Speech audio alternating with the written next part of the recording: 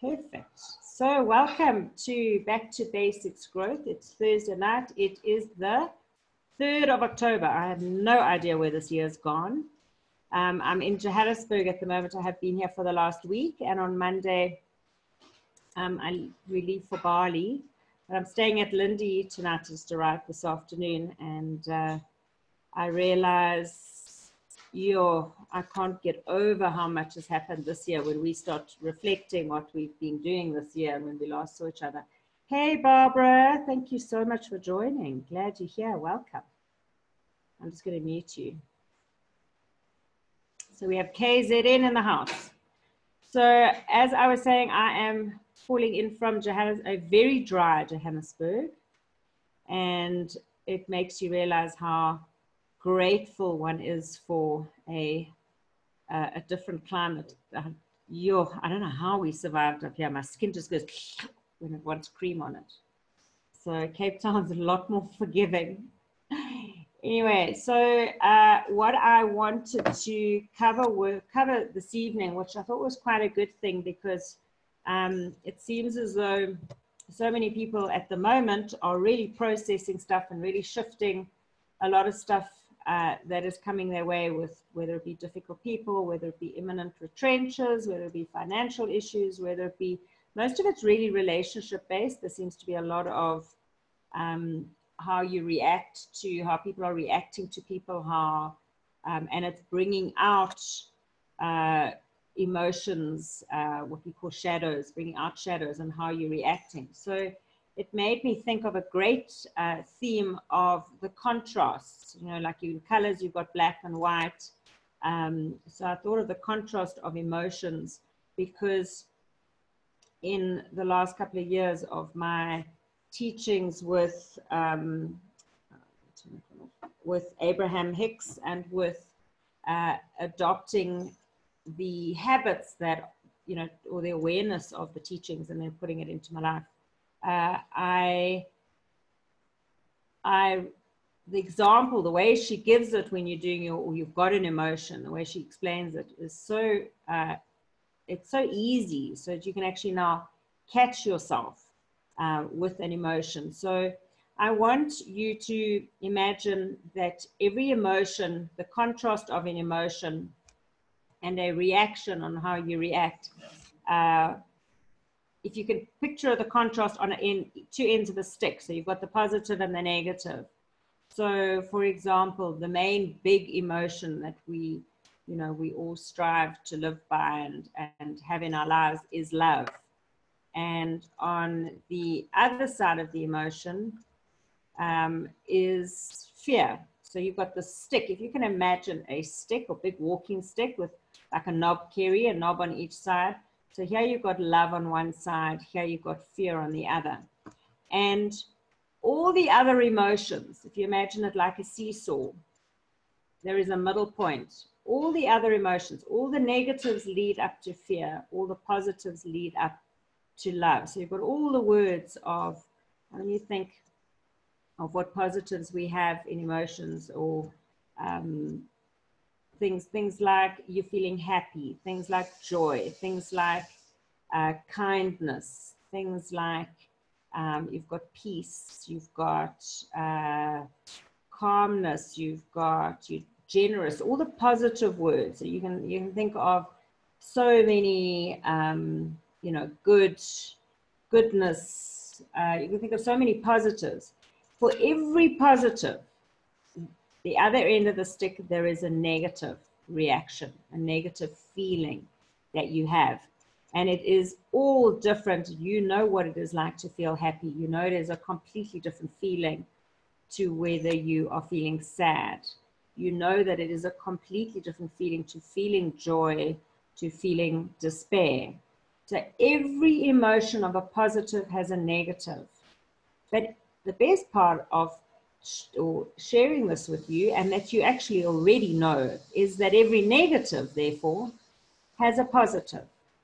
And you now land up in a situation, or whether it is a moment in time, that you have an emotion that is not positive. It's a negative one, because we always actually remember the negative the negative, because most of our lives is normally sort of faced towards the negative when there's bad things that are going, and it's just a chain reaction. Because you're in that negative state, therefore a lot more negative things happen. So when you have an awareness, or when you realize that these deeper feelings that you have that don't sit nicely with you are a vibration, are a frequency, you have to now realize, or have to know, which you do know, that at the other end of the stick there is a happier, more positive feeling for that negative feeling. So I did a little exercise, and you can actually do it on Google. I landed up just writing a few words. Hey, Wayne. Can't just be Wayne, it must be beautiful Mrs. Wayne. How are you? Glad you joined us. Okay, so we're talking about positive and negative feelings, and that for every positive there is a negative, and every dark there is a light, and every deep, heavy there is a lighter vibration of a feeling that you have. And so I did this little exercise on Google. What do they call them? Acronyms, I think they call them. With what is the opposite of love? What is the opposite of a whole lot of positive words? And I'd love to, if you think of any other words, or even if you write it in the chat box, bring in some words, because I want you guys to think of some negative feelings or positive feelings that you've had, and our connection's not so okay. Well, let's hopefully you can get through the call. At least if you can contribute, it'll be amazing. If you can't, don't worry at all. So I chose, the ones I chose, the opposite to love is fear. Now, in any situation, you always want to strive to obviously love, the love vibration, okay? But there are a whole lot of emotions that come in the middle. So I did generous. When you are feeling generous, the opposite of that is being selfish. So how many of you have ever been in an experience where you're just really having a selfish moment, but not a nice selfish moment, or you meet someone who is incredibly selfish, okay? Your job then is to have this awareness of, and if you catch yourself doing something selfish, if the opposite of selfish is generous, perhaps then you should do something kind to somebody else in order to shift that energy. And even if it is, how's it, Gary? Welcome. All right, thank you. Is to do something that will counteract that negative feeling that you have. So the opposite to selfish, I actually put as generous, because that's what Google said. And I know that when people hold on to things, whether it be stuff, whether it be even an emotion of love, hold on to kindness, hold on to just, they're just holding on. They become that real miser in their lives. The only way to shift that energy is to actually be, if the contrast is generous, is to give. Rather than hold, is to give. And giving does not mean, monetary value. Great, when we should all donate something, give back something. But I believe in the little stuff. I believe in giving and becoming generous in my life, is generous in compliments, is generous in smiling, in actually smiling at someone during the day. I believe being generous is even going up to someone and just, someone in your home, even squeezing a shoulder, or making a gesture of making a cup of tea, even that's kindness, is start giving more of the little stuff that people notice and the little stuff that people are deprived of, which we are deprived of. If we are feeling selfish, then it's because we ourselves are depriving ourselves of kindness, of being generous to yourself. And one of the biggest lessons I learned after being so generous to so many people for so long is I forgot about myself. Janine, welcome, welcome, welcome. Is I forgot about being generous to myself. I forgot about being generous to myself in time, actually taking time for myself. If I wanted that nap in the afternoon, I took it. if I generous to myself in starting to speak kinder to me, to paying myself more compliments, actually looking in the mirror and saying, hey girl, you look good today, to actually, you know, being generous in myself of calling myself amazing. I mean, it's taken years and years and years to even get to the space to even be able to look at myself. So Lindy and I decided our new mantra in the morning when we wake up is just to like bounce in the bathroom and put yourself in the mirror and say, I'm amazing. And even though I may not feel it, I want to vibrate this into my life. And I want to eventually, you know, I become amazing. And I am amazing. I mean, we're all amazing. I mean, Alan, I think of you, how amazing you are. You are so generous each time of wanting to help others, and religiously after every training, you send me the recordings, and you don't have to do it. You're amazing. And I'm so grateful for that. So start giving yourself the credit on how you are personally amazing, because, you know, we can give so much to other people, and we can really be selfish in also giving, that we forget that we should actually start with ourselves. So I challenge you to start looking in the mirror and looking at yourself and bouncing out of bed in the morning and saying, I'm amazing. And every time you do something nice, tell yourself again, I'm amazing. And throughout the day, I'm amazing, I'm amazing, I'm amazing. And don't forget you in all these emotions. Don't forget you, and you will become in a vibration of amazing. So you will let that selfish streak that we all have, we have to have a shadow of amazing. We all have, and it'll make us let that go more, because we're not in that direction and holding on to that end of the stick. So I really love that word of amazing, with that generous and selfish. The next one was, how many of us feel anxious? You know, you're anxious towards the end of the month when money's coming in or not coming in. You're anxious towards maybe for a meeting. You're anxious in traffic because the taxi drivers cut you off. You're anxious because perhaps you've got to, I don't know, reprimand someone in a business environment or home. But we all have this underlying angst in our energy systems, okay?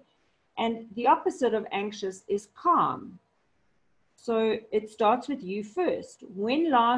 How do you become calm before you can calm a screaming child down? You know, when a child's screaming and the parent is just as anxious, it's only because it's one unit. They're picking up on the same meaning of the word. So how do you make you calm? And to get away from anxious, you're holding one end of the stick and the other end of the sticks here. You know, you've got to slide down the emotions. It doesn't mean you have to go straight into calm, but you have to become less anxious. One of the great things to become less anxious is to start breathing. It's just like, I got this, you know. I'm surprised at schools, and you know, it's quite interesting. I'm surprised at schools, they don't teach us how to breathe. You know, they teach us like take a breath just from your lungs. Your breathing is from your toes up, you know. And I was talking I was at a dinner on Saturday night after our training, and talking to one of the new leaders coming through about his wife, who's a teacher. And she's at a school here, a very prestigious school here in Johannesburg. And she's in the primary school, but I think the older ones, what's it, the 13-year-olds. No, she teaches, she gives classes. She gets called in, she gives the classes. She's teaching these kids how to breathe, how to get through their exams by learning how to breathe properly and taking those deep breaths and calming themselves down, because those breaths are putting oxygen into your cells. And by taking a few breaths before you identifying that you are anxious, identifying the emotion, okay, and then think, okay, what was the recipe to get rid of anxious? Was all right, I need to take a couple of deep breaths. So here these kids are finally being taught how to breathe. But us as the parents and the next generation have never been taught how to breathe properly. And literally, it is the deepest breath that you ever taken. Take it all the way down to your toes for as long as you can count, whatever, and to let it go. Just take a deep breath to relax yourself and calm yourself down in any anxious situation. But you have to identify and want to identify that you are anxious. And so if you did that more times in your day, whenever you remembered, or you're just feeling those butterflies in your stomach of whatever uncertainty, just breathe. And it pivots you from the one end of the stick over to more of the calm. And by the end of, or your whole aim is to get closer and closer and closer and closer to a real feeling of calmness. And that takes practice. It takes practice of really breathing. And so to have that anxiousness, now I have an awareness of it. Okay, I'm anxious. What did Susie say? Susie said I must breathe, not just like really breathe, and really breathe, like get into the breath and let it out, and then it calms you down so that you are far more useful in a meeting. You're far more useful in an action. You're far more useful in when you maybe stopping yourself saying something that you'll regret, like that knee-jerk reaction. Start breathing more so that you calm down. And a much calmer delivery of anything is of such a high vibration that people listen, people hear a calm. They really react positively to a calm, but they can abuse or react straight back at you with an anxiety.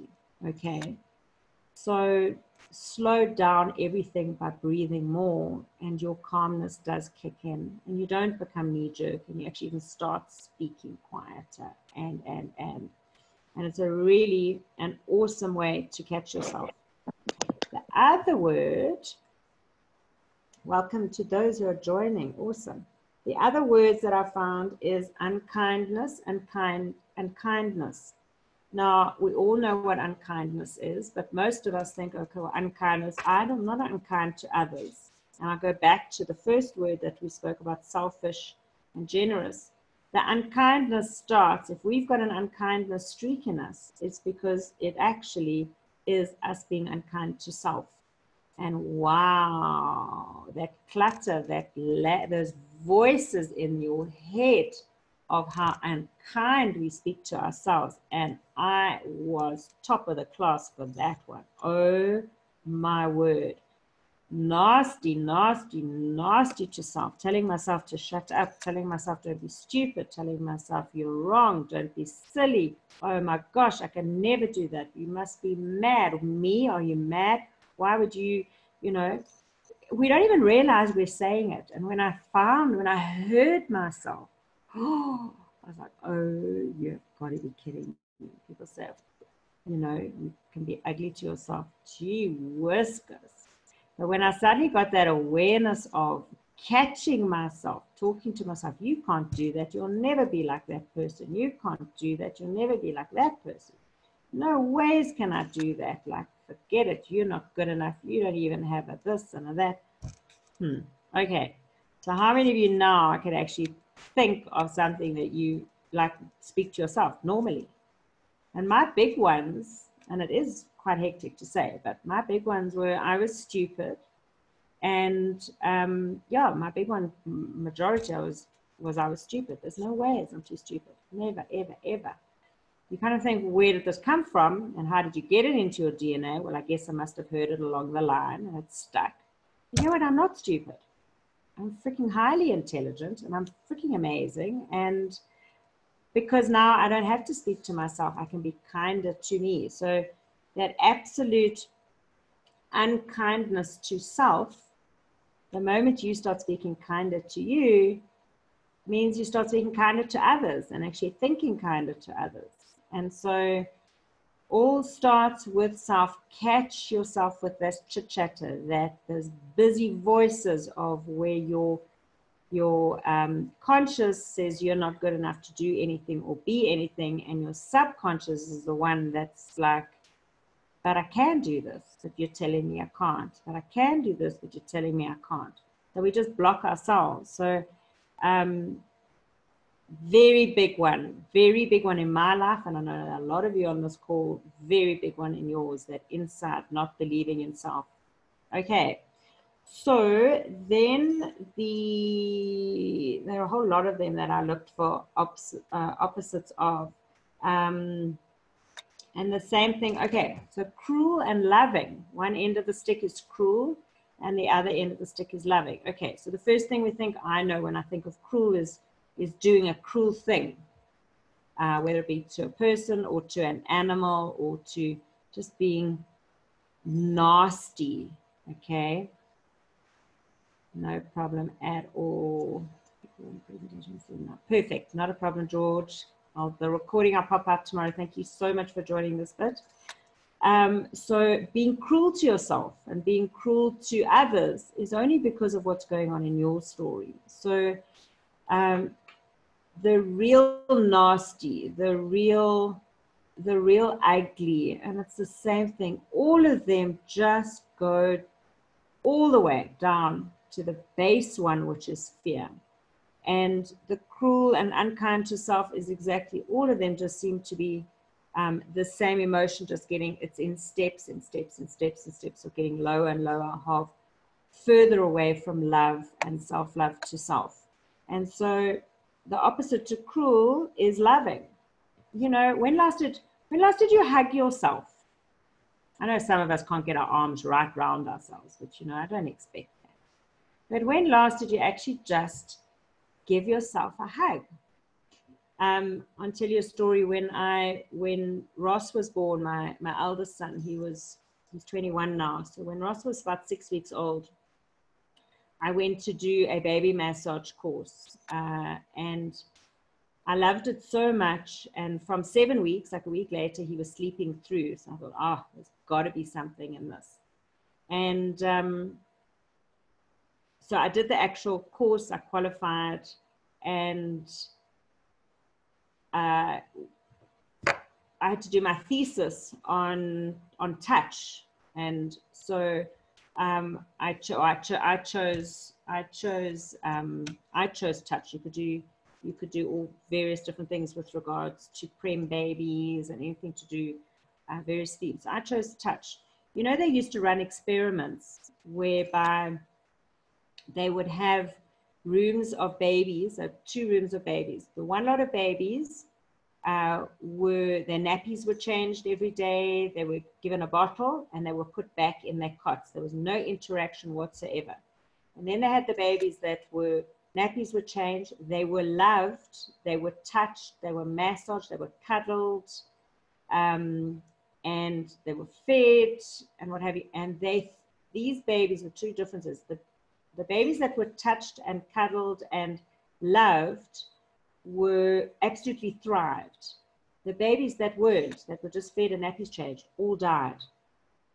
You know that the biggest, and I don't mean doom and gloom, but you look at these old age homes where people are left there, people die from lack of touch. So what we were integrating was getting these elderly, now we had a project, to the orphanages to cuddle the babies.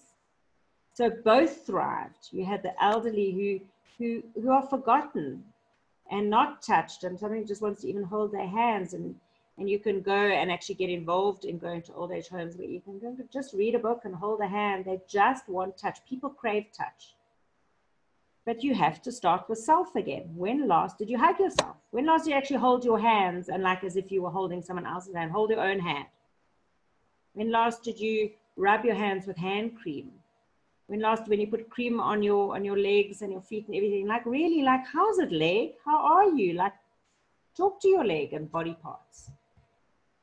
And I promise you, it makes such a difference when you actually can hug yourself and love yourself on a touching level, because then you appreciate the fact of how people love to hug. I'm a big hugger. I love hugging. And one of my mentors that I've learned from says, never let go. Never be the first to let go a hug. I challenge you all that. The next person you hug, how quick hugs happen because we go in, we hug, and we let go. Don't let go. And a proper hug with a real, like someone, a proper hug that you haven't seen is a 20-second long hug actually changes your, I think it's like, what does it change, Linz? I think it changes like your whole hormone level or some what? Dopamine. Serotonin. It releases serotonin and lowers the whatever it does. I've got Lindsay. Oxytocin. Oh, Lothar knows the word. Tell me what we're saying. So we have serotonin, of course, but then oxytocin. Oxytocin. So this is what the body's releasing from a hug. Oxytocin. Okay, from a hug for a minimum of 20 seconds. Now try hugging yourself for 20 seconds. You're like, you know, tick, tick, tick, tick. Is this going to take long? But 20 seconds is long. If you really hug and you consciously say, okay, I'm coming in for a 20-second hug with someone that you really, you know, special with, or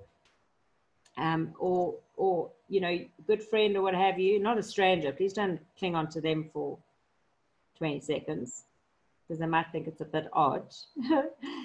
And so, you know, go in for the hug and you will feel different. You actually feel different if it's busy doing all these, you know, releasing all these hormones and things, especially serotonin. That's your happy hormone.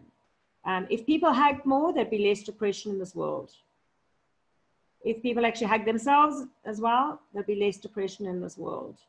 So, you know, go in for the hug, and be, what was the words we were using there? Be loving to self, be loving to yourself, because we all have this inner ability to consciously change the direction of emotion that we have in. And if we're feeling crappy on a day, go and find something that is going to better your emotion. Pivot away from it by getting out there, going on a walk, consciously thinking of something that makes you feel better. And normally when you don't think about yourself and you actually look into the world and you see pretty flowers and you see all the leaves coming up in the trees, all the jacarandas are starting to come out. I haven't been in Joburg for a while with the jacarandas, and they are so beautiful. So we go for a walk every morning through all the jacarandas, and it's so stunning. And it makes you feel better, even if you've woken up grumpy, or you shouldn't wake up grumpy. But if you are having a really terrible time during the day, it is your job, because you do have the absolute inner ability to change your own emotion and not get stuck in being the victim of this down emotion. You're saying, okay, I feel crap, acknowledge it. I feel really yucky now. And you know what? I'm going to go and make myself feel better slightly. I'm going to go make a cup of tea. I'm going to breathe deeply. I'm going to go look outside. I'm going to go listen to a bird, look at a tree, see a flower, and I'm going to make a conscious decision to totally shift away from this energy, because it is not serving me. And I became quite harsh with myself. No, not harsh. I became very kind to myself when I had an awareness of this. And I used to, when I lived in my townhouse and had the green belt that I lived on, gee whiskered, I walked that. And I walked it daily. And if my energy wasn't right, I walked it again. But I did kind things for me. I did nicer things for me, because I had an awareness of all the horrible things that I was doing for me, so that I could consciously make a decision, I'm going to feel better. So your contrast of your feelings are love on one end, fear on the other. Everything else fits in the middle. And your only job, like you're on a seesaw, you've got half and half, is to move further away or pivot, turn away from the emotion, have an awareness of it, acknowledge it, and start being kinder to self with little habits and little things, and getting yourself consciously aware of, this isn't serving me. I feel yuck. Okay, what can I do? Go, and best decision you could actually make yourself is actually walk out the room. Actually physically move your body, step out into another environment, look around, find something that you can be grateful for, or that takes your attention away from it, take a deep breath. I got this. It's okay. Calm down. Be nice to yourself. Consciously aware of how you're chit-chattering. And give yourself a hug and say, it's okay. We got this. That's also one of my hashtags. We got this. And put a smile on your face. You know that a smile is the only thing that defies gravity. You know, it should be up. Like trees, your mouth should be up. You're letting gravity pull it down. And you watch people's wrinkles. I've watched them. I've had this little project I've been doing. The biggest droopy parts on a face when you start getting older are these. And it's because most faces are down doing this. So you're exercising the muscles here. Girls, you don't want this. You have to smile more. Boys, it helps if you also smile, because girls don't want your boys looking with your face halfway down. Okay, so that's your exercise for this week, is to smile more, even if you don't believe it inside. 17 muscles to smile and 64 muscles to frown. 17 muscles. 17 muscles to smile and 64 muscles to frown. Oh no, you've got it. You better up your strength of your smile ones then. Honestly, no more frowning.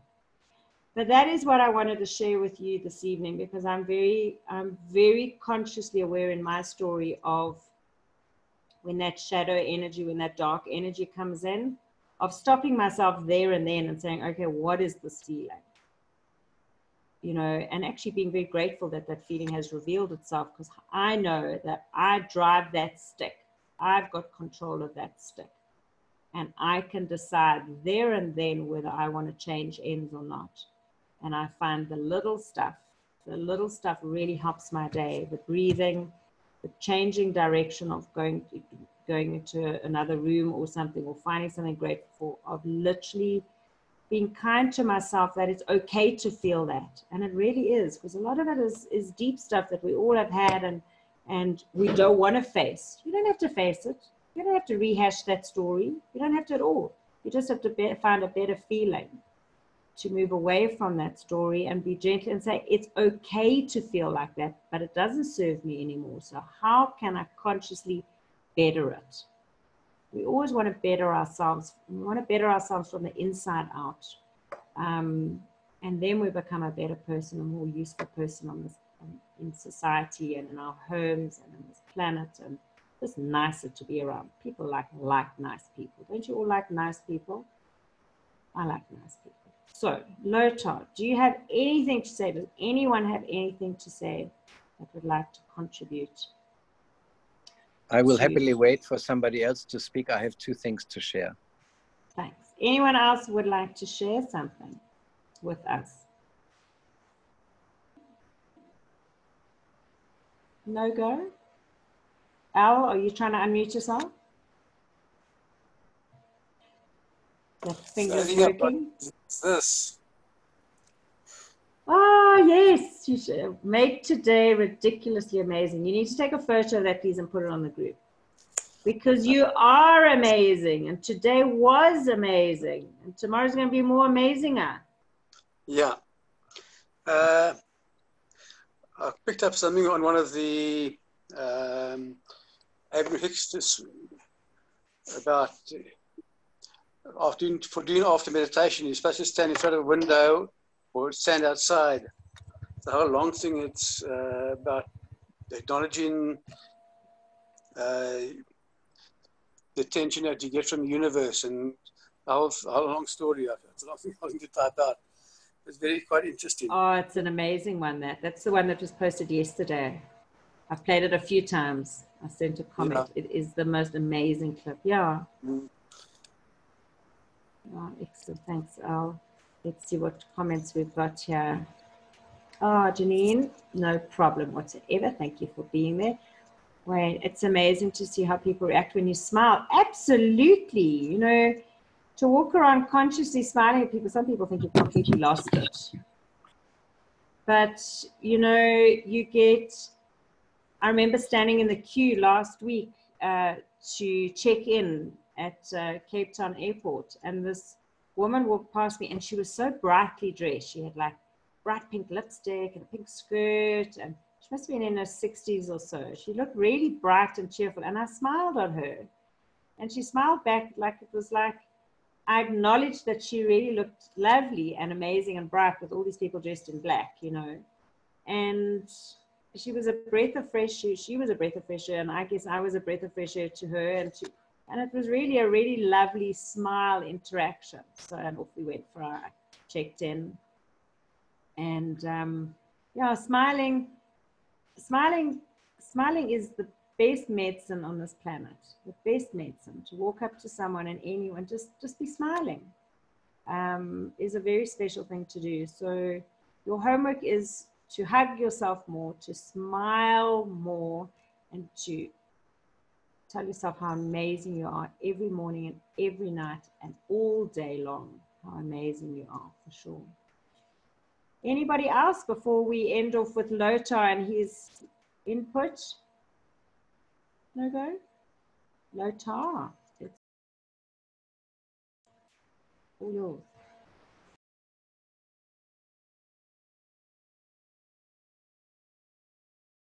Him. Okay, you should be able to hear me now.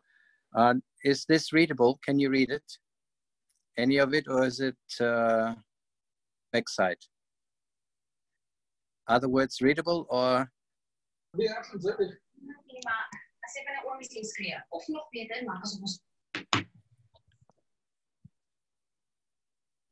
Does the camera point at this readable, or is it like looking in the mirror? I can't see it. Yeah, we can read as long. We can read it as long as. No, we can. Perfect. Okay. This comes from the work of David R. Hawkins. This is a PhD work. I've known him personally. I could share tons of stories. An enlightened being, had the biggest clinic in the US for psychiatry. He was the biggest psychiatric doctor in the US, but being an enlightened person. So you were talking about love, and then you said, you know, fear is the lowest. There is more to that. It goes down to grief, apathy, guilt, and shame. I'm not going to go into this. My suggestion is, if you want to have an enlightened reading, it is the book Power versus Force by Dr. David R. Hawkins. It's the first book of a series of books if you really want to be in understanding what enlightenment really is. And it's a big PhD book. So we do have that available. I met him personally, and Lothar, what was the name of the book again? Power vs. Force. Power versus Force. And if you want to check out the website, it's this veritaspub.com, and then you will find all the information there.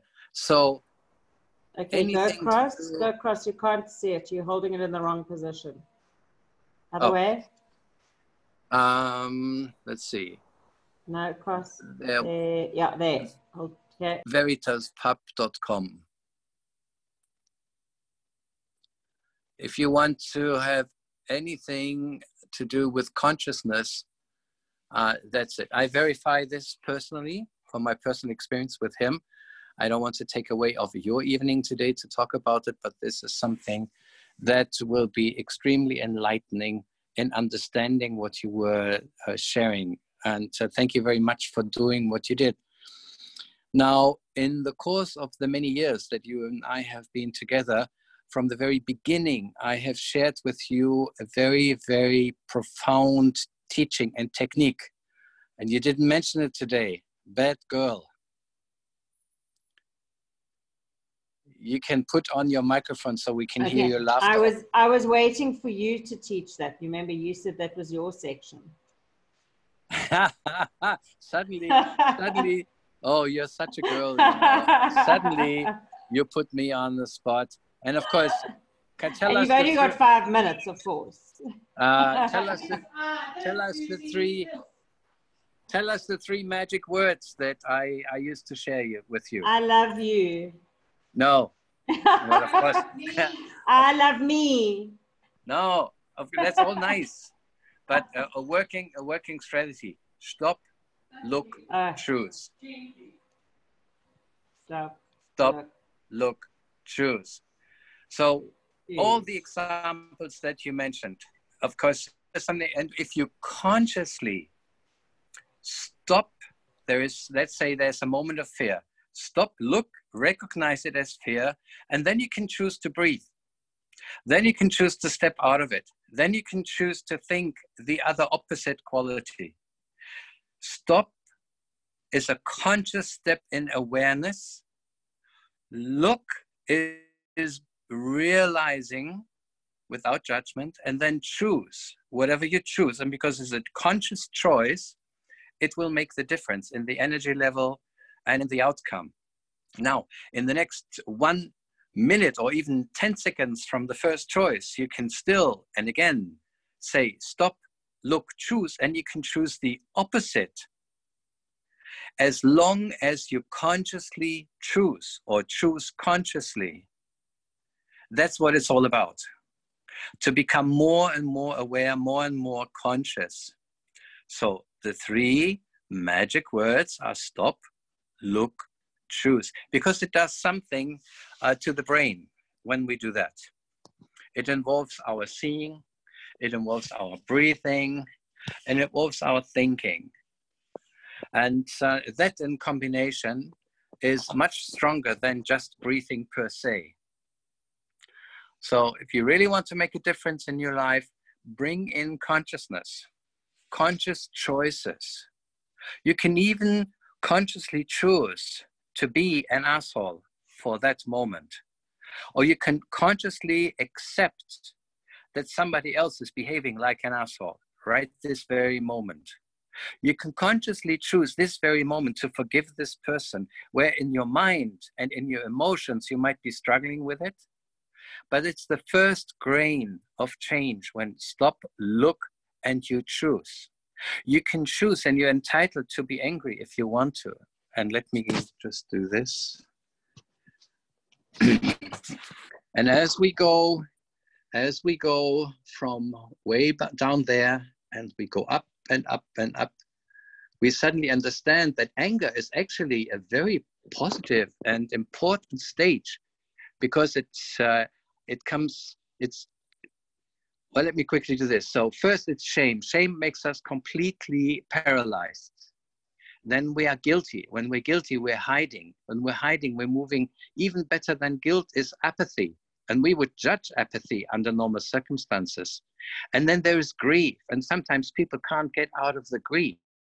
So if they can go into fear, that is always a momentum to get them out of grief. And then you have desire, a desire to step out of fear. Then anger comes. Anger is a very strong energy. And with it then comes pride. And then comes courage. And this is a magic line. And maybe at some other point of your teaching, I will talk about the difference of what comes above here, from neutrality to willingness to acceptance to reason to love to joy, peace, and enlightenment.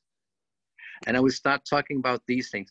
All of this is incredibly simple to understand, but it's an amazing process when we take a look at the emotions. And you were talking about this in how you have learned about it and how you started processing that.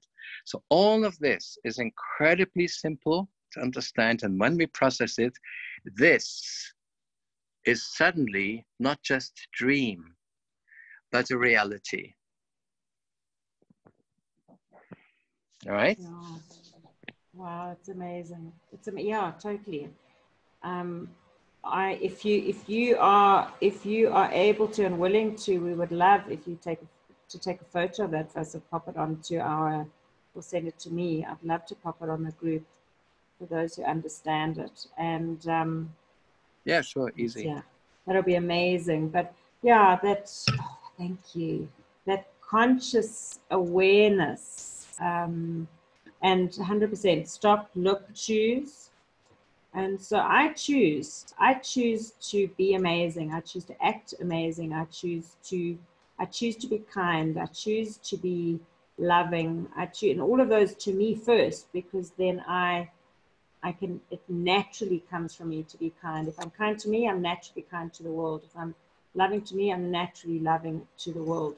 And I now have such an awareness of this lightest reaction I have. And when any of these shadows come through, you know how grateful I am for them now. Whereas before I used to speak, be harsh to myself. But I'm so grateful for them now, because now it shows straight away that I'm designing my own life by saying, okay, well, I now choose not to react like that. I will choose a different emotion. So therefore, I already have chosen a different outcome.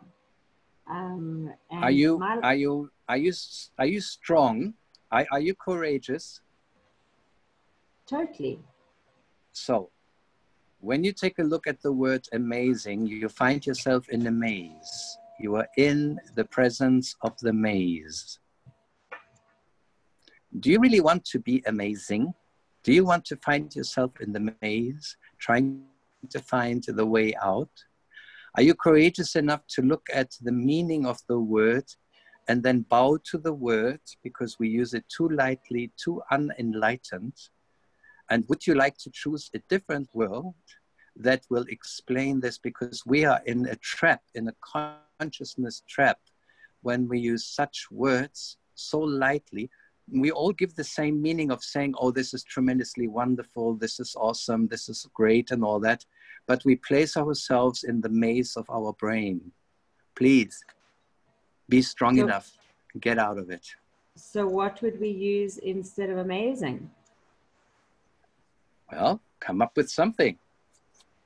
You don't have to find the right word now. Just whenever you say the word amazing, smile. Okay, now we go further up the stick then from amazing. Yes, like absolutely. that, Lothar. Thank you. Totally get it. I'm incredible. Yes. Because why be so picky nitty? Simply is the energy level, the vibrational level. And when we talk, you talked about affirmation and is empowerment, but that's still in a level that is just in the first levels of actually a plus level of energy. Whereas below that is taking energy. This is the first level of adding energy instead of drawing energy. You see, affirmation is down there. That's why so many times affirmations don't work, because in our subconscious we have the distrust. We believe more that which has not worked for us and before. we haven't forgiven ourselves or others enough. No, totally. And then, we could speak. Yeah, but forgiveness is up there. So through trust, optimism, forgiveness, then we come into understanding, reverence, serenity, bliss, and being ineffable. That's the emotional part. And so there is also a process, releasing is a very powerful one. But again, those are for some other times when you allow me to speak again, if you wish, if you want to. This is an invitation. Thank you so because this is PhD thesis and plus, since I have been his student, his personal student, amazing, right? No, out of the maze, into the praise. Out of this world. That is incredible. Thank you. Thank you very much for sharing that. Yeah, okay, so now I'm sure. Now I've got to change my word. I totally get it. I don't want to be in a maze anymore. And I thought it was an amazing word. So I guess it's not anymore. So I've got to stop doing that. So I'm awesome as far as I'm concerned. Awesome to have an awareness that even amazing has more potential than we thought it had. Yeah, it's a limiting energy, but we love it so much because it already it makes us bigger. Yes. Okay. Everything is amazing. Big. Yeah. And we're just like cows. We're like cows on the pasture, and we still have a fence around us, you know. Your power, the power of the mind, which I've learned over a very short time ago. I mean, how is It's incredible. And that stop, look, choose, guys, you will be empowered. You will realize how you really are in the driving seat of your own life. You don't have to rehash the past. You don't have to get stuck in those emotions. You don't have to to go through it all and regurgitate it and process it. You just have to shift into another field and shift onto another point of attraction. What's gone is gone. You can face forward with your own choices by having that awareness of how you reacting, how you speaking to self, you become totally awake to it, and it's like, oh my word, a whole different You want world. to know a trick? Shall I give away a trick? Do we have Please. time for a trick? Give us a trick. Okay. You become aware of where you stand or sit when you make these announcements, when you make these statements, when you notice how you feel. Become aware of that.